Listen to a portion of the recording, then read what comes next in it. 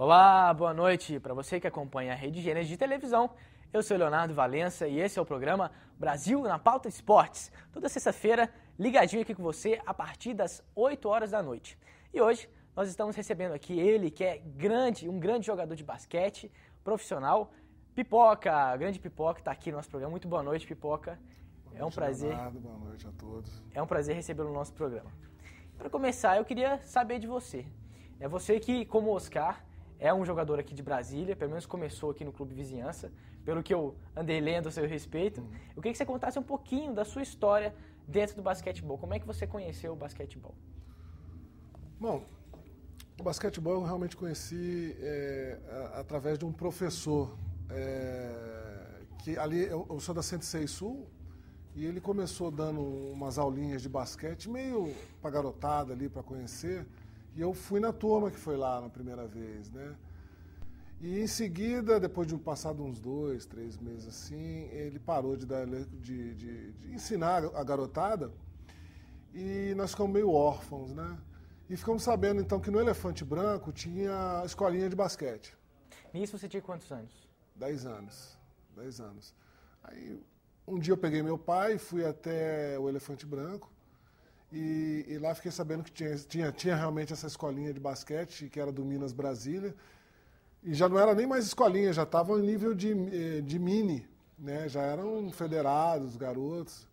E a coisa que eu me lembro dessa época foi que ele ficou muito feliz, os meninos ficaram muito felizes porque não tinha um pivô, né? Não tinha um garoto alto para jogar no time, né? Todos eram da mesma altura. Uhum. E eu cheguei lá, era bem mais alto que eles, então... Na época você tinha quantos anos, assim, só por curiosidade? 10 anos. Quantos anos, desculpa, quanto de altura?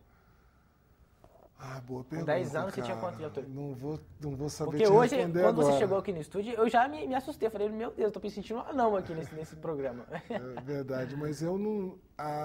daquela época eu não vou te dizer aqui... Mas hoje você tem quanto? 2 e 4. 2 e 4. 2 e 4.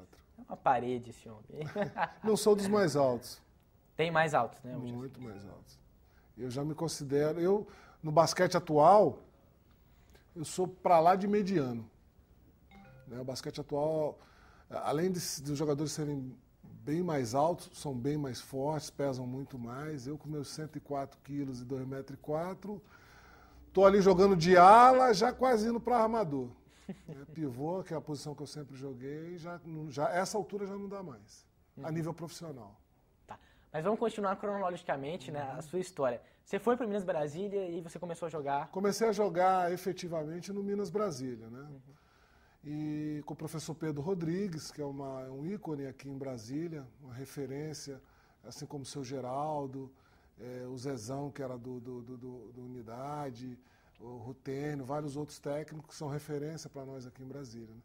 E eu fui jogar no Minas Brasília com ele, joguei alguns anos pelo Minas, depois tive uma passagem de 1 ano pelo Unidade Vizinhança, uma passagem de 1 ano também na antiga AEB, né, Associação dos Economiários de Brasília, o Clube da Caixa Econômica, antes de eu sair para jogar em São Paulo. Essa foi assim, as equipes que eu passei aqui em Brasília. E você saiu com quantos anos para São Paulo? Com 16 anos e meio. Para jogar o basquete profissional? Aí já saí como profissional, né? Até então, nós jogávamos aqui em Brasília mais pelo amor à camisa, realmente... uma ajudinha de custo, sabe?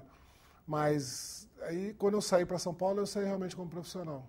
E nesses primeiros anos, Pipoca, que você começou a jogar, né, esse basquete ali na quadra da 106, depois o Minas Brasília, né, começou a subir de categoria, você já tinha certeza que você seria jogador profissional de basquete, que você queria seguir isso pro resto da vida? Não, de jeito nenhum. Era uma diversão. Era como treinar seriamente o jogo de futebol de fim de semana, sabe? Eu ia para a escola Parque, depois eu ganhei bolsa para estudar no Marista, estudei no Caseb também, depois estudei no Marista. Mas era muito de diversão. Eu jogava, adorava jogar, né? Então, e as coisas iam fluindo, né, numa normalidade. Então não havia por que não parar, não havia. Meus pais davam todo o apoio, sempre tive todo o apoio da minha família. Então, era tudo perto, né? Era Elefante Branco, eu morava na 106 Sul, só subia ali as quadras. Quando eu fui jogar na EB, a EB disponibilizava um transporte para a gente, quer dizer, era tudo muito fácil.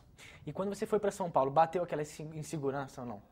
Ah, bateu. Quando eu saí daqui... Deixar a família, Exato, com 16 anos, estava novo ainda, né? Moleque, você...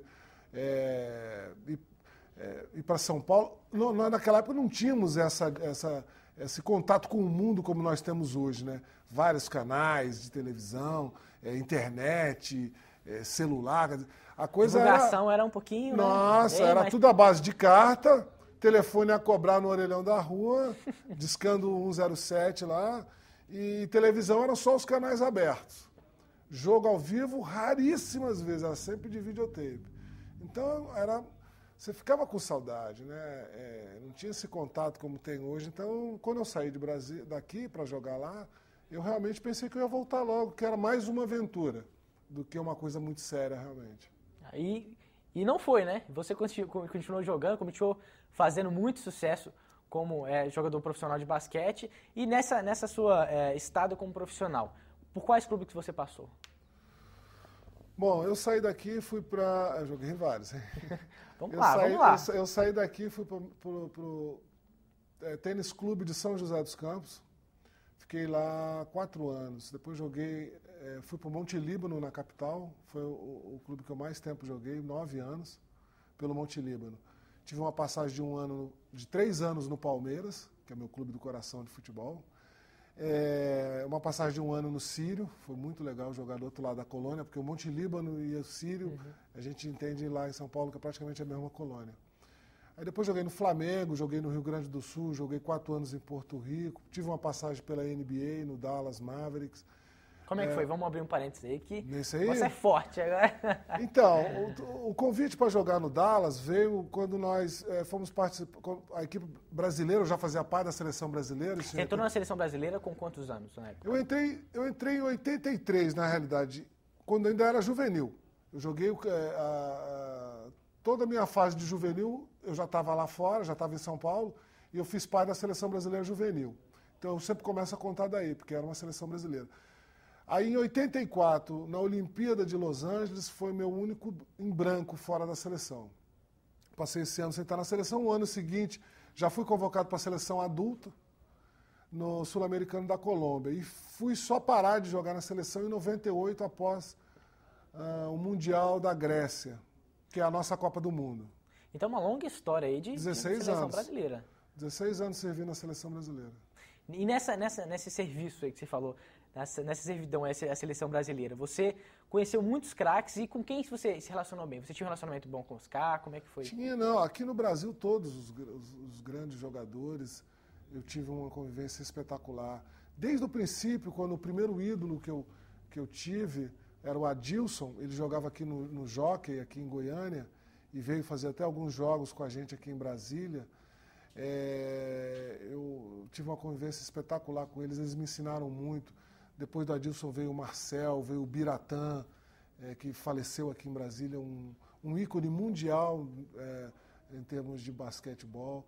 Oscar, Israel, Kadum, grandes jogadores fora do Brasil, entendeu? Tive a oportunidade de jogar com ídolos internacionais, que é o caso do Michael Jordan, Larry Bird, Magic Johnson.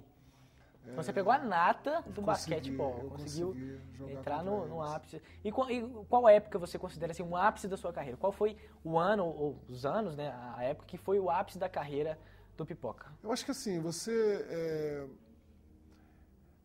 eu tenho assim que não existe assim um pico maior. Lógico que quando você está mais jovem, eu pulava 1 metro do chão, na época 87, 88. Ou seja, 3 metros lá para cima. Nossa, eu ia alto pra caramba, né? Mas isso com a força física, com